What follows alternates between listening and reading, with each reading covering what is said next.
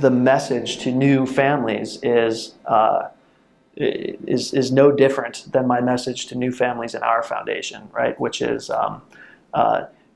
you are needed in this process. You're needed to be part of this process, and if you're willing, you know, there's a chair for you at the table. And I realized early that a lot of times all you have to do is ask, and if you find the right person and ask, then more often than not, there's going to be a chair for you at the table. So my advice to somebody who's just received a diagnosis or a foundation who's looking to successfully partner with biotech is to reach out and to contact that company, ask them what they're working on, and ask them how you can play a part in the therapeutic development process. Because without an understanding of what the disease is and how it affects families, and without an understanding of what matters most to families, then the drug development process is just going to continue to be flawed. You know, I was speaking with Jeremy Levin,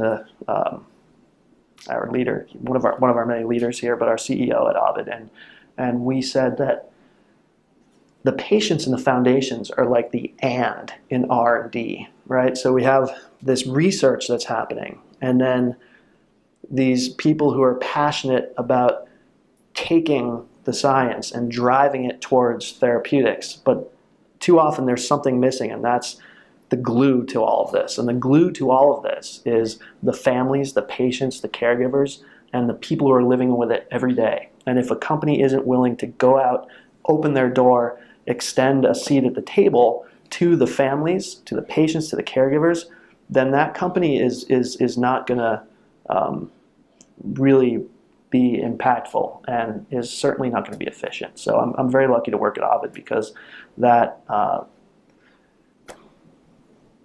empathy is coursing through the veins of this company, and I think that I realize that, you know, it's not multiple different hats that I wear. It's when I start thinking of them as different hats and different roles that I begin to not be effective. It's when you realize that it's all the same hat, right?